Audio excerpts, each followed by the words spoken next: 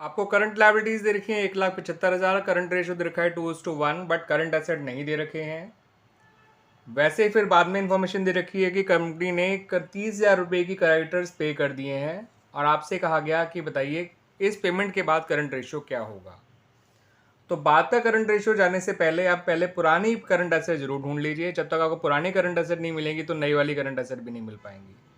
तो पुरानी current asset ढूंढने के लिए आपने करंट रेशियो का फॉर्मूला यूज़ किया जो कि 2:1 था, CA/CL। CL पता था 175, CA हमने निकाल लिया 350। क्लियर बच्चों।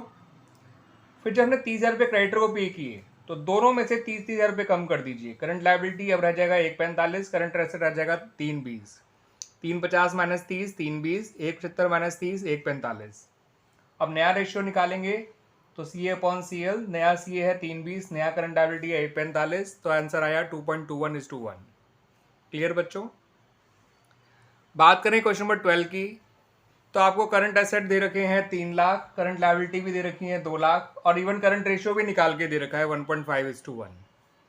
मगर वो चाहते हैं कि इनका रेशियो 2:1 हो जाए, तो इनके अकाउंटेंट ने सजेस्ट किया कि कुछ पैसे क्रेडिटर्स को पे कर दीजिए।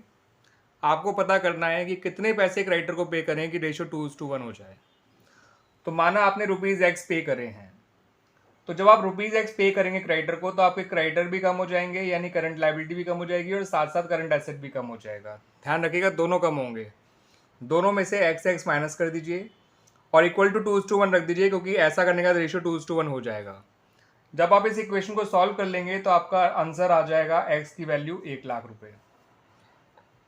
ठीक है बच्चों, उम्मीद करता हूँ इतना तो आप सॉल्व कर ही लेंगे। अब आप चेक भी कर सकते हैं, 3 लाख में से 1 लाख गया तो 2 लाख और 2 लाख में से 1 लाख गया तो 1 लाख और 2 लाख अपॉन 1 लाख 2:1 होता है। ठीक है बच्चों। Now come to question number 13 जो कुछ इसी तरह का है। क्वेश्चन नंबर 13 में करंट एसेट दे रखी है 8,75,000, करंट लायबिलिटी दे रखी है 3,50,000 और करंट रेशियो भी आपको दे रखा है 2.5:1। इसको ऐसे डिवाइड करेंगे तो इतना ही आता है। इस बार भी अपना रेशियो 2:1 चाहते हैं और इस बार उन्होंने कहा कि कुछ करंट लायबिलिटीज बढ़ा लीजिए अपनी। तो उन्होंने क्या करा, गुड्स जो है क्रेडिट पे परचेज कर लिए। तो जब आप अपने गुड्स क्रेडिट पे परचेज करेंगे तो as a result of that not only current liabilities, current asset भी बढ़ेंगे, क्योंकि गुड्स आपका करंट एसेट होता है। तो दोनों में x प्लस कर दीजिए, करंट एसेट में भी और करंट लायबिलिटी में भी, और इक्वल टू 2:1 रख दीजिए। उम्मीद करता हूँ ये इक्वेशन आप सॉल्व कर लेंगे, जिससे आपका x निकल के आ जाएगा 1,75,000। इसमें 175 प्लस करोगे तो ये 10,50,000 हो जाएगा। इसमें 175 प्लस करोगे तो ये 5,25,000 हो जाएगा और 10,50,000 को 5,25,000 से डिवाइड करोगे तो आंसर 2:1 आएगा बच्चों। बात करें क्वेश्चन नंबर 14 की, तो आपको करंट एसेट दे रखी है 5 लाख, मगर करंट लायबिलिटी नहीं दे रखी और वर्किंग कैपिटल भी नहीं दे रखी है। क्वेश्चन में मांगा गया है इसलिए बता रहा हूँ। मगर इन्होंने एक इन्फॉर्मेशन दे रखी है कि इन्होंने 1 लाख रुपए करंट लायबिलिटीज को पे कर दिए। तो अब आप 1 लाख जब करंट लायबिलिटी को पे कर दोगे तो करंट लायबिलिटी तो आप तब भी नहीं बता सकते कितनी होगी, लेकिन करंट एसेट आप बता सकते हो कि कितने हो जाएंगे, बिकॉज वो पहले थे 5 लाख, 1 लाख पे करने से हो जाएंगे 4 लाख। लेकिन उन्होंने बाद का करंट रेशियो जरूर दे रखा है, पेमेंट के बाद का। आप पेमेंट के बाद के करंट रेशियो और पेमेंट के बाद के करंट एसेट से हम लोग पेमेंट के बाद वाली करंट लायबिलिटी तो आराम से ढूंढ ही सकते हैं, क्योंकि किसी भी फॉर्मूले में अगर 3 में से 2 चीज़ें पता है तो तीसरी चीज़ अपने आप आ जाती है। तो मैंने पेमेंट के बाद वाले करंट रेशियो का यूज़ किया, मुझे करंट रेशियो पता है, करंट एसेट पता है, तो मेरी करंट लायबिलिटी आ ही जाएगी, जो कि निकल कर आ गई 2 लाख। इसका मतलब पेमेंट के बाद वाली करंट लायबिलिटी 2 लाख है। तो अंडरस्टूड है पेमेंट से पहले वाली करंट लायबिलिटी कितनी होगी। 1 लाख का पेमेंट किया था ना, तो इस 2 लाख में 1 लाख को वापस ऐड कर दीजिए, क्योंकि पेमेंट करने से पहले की करंट लायबिलिटी चाहिए हमें, तो आ गई 3 lakh. Working capital before payment चाहिए तो पेमेंट से पहले वाले की करंट एसेट, पेमेंट से पहले वाली करंट लायबिलिटी लो, 2 लाख आया। वर्किंग कैपिटल आफ्टर पेमेंट चाहिए तो पेमेंट के बाद वाली करंट एसेट, पेमेंट के बाद वाली करंट लायबिलिटी ले लीजिए, तब भी 2 लाख आया।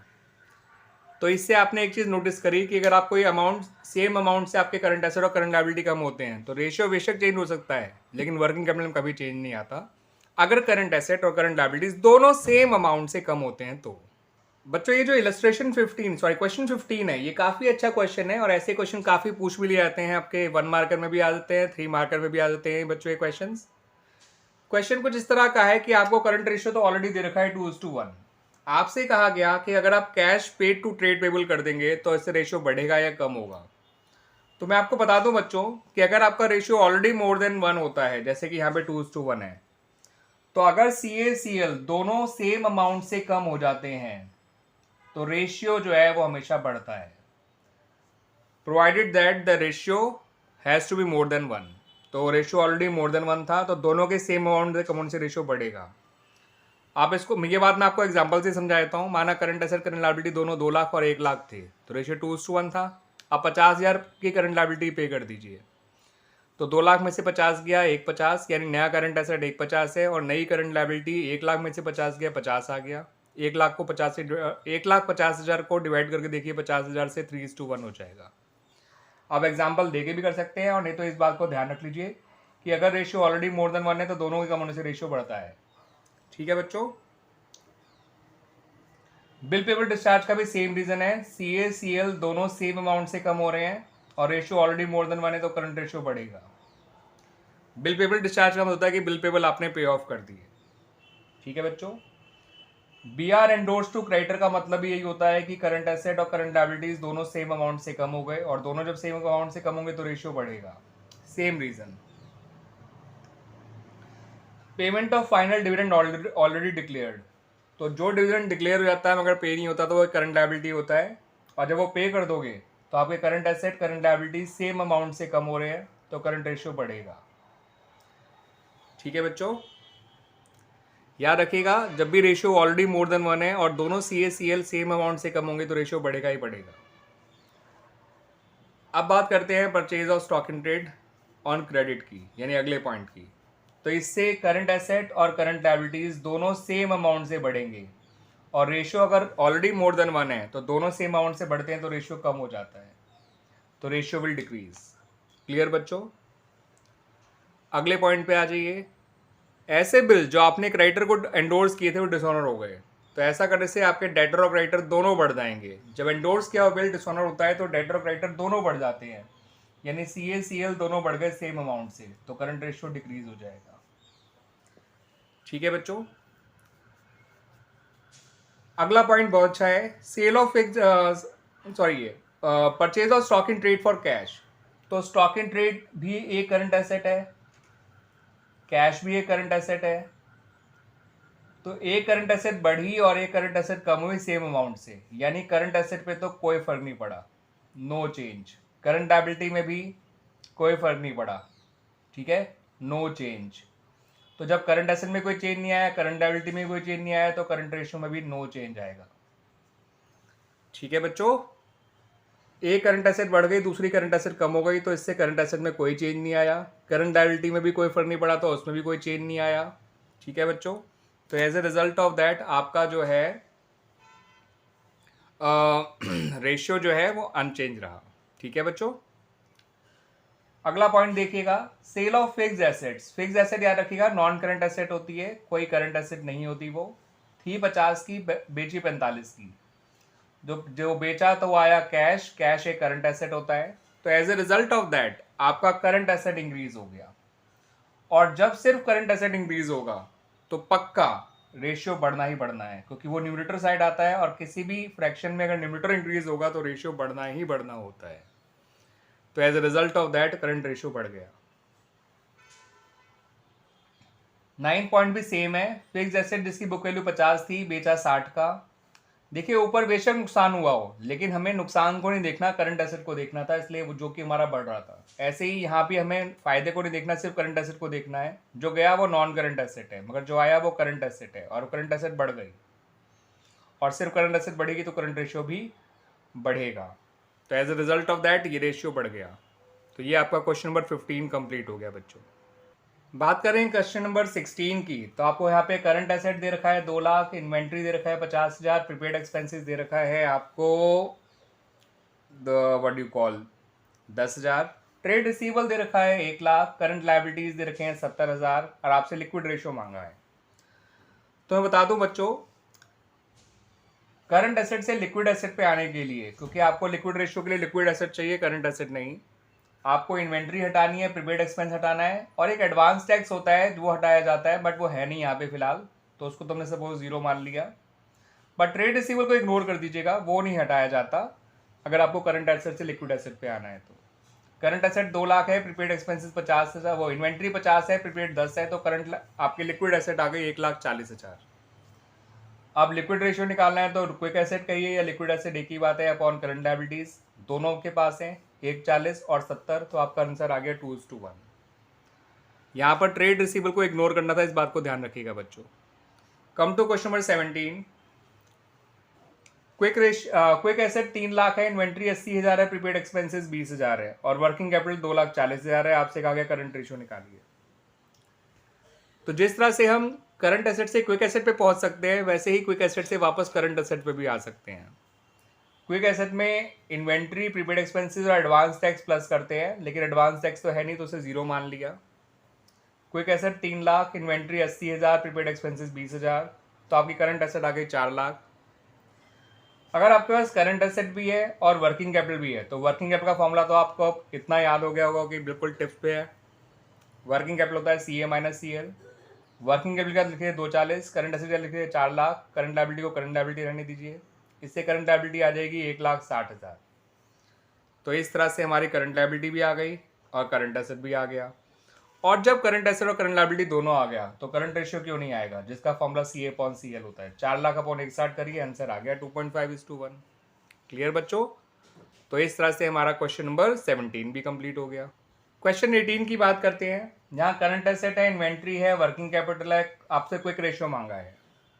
तो मैं आपको बता दूं बच्चों, करंट एसेट से क्विक एसेट पे जाने का रास्ता होता है current assets minus inventory minus prepaid expense minus advance tax, मगर वो दोनों ही नहीं है तो उनको 0 मान लो। सिर्फ इन्वेंट्री माइनस करके भी काम चल जाएगा, क्योंकि इन्वेंट्री तो जरूरी ही होगी। तो 6 लाख में से 1,20,000 माइनस कर दीजिए, क्विक एसेट आपका आ गया 4,80,000। अब क्विक एसेट आ गया। अब वर्किंग कैपिटल आपके पास है, करंट एसेट आपके पास है, तो करंट लायबिलिटी कहाँ जाएगी?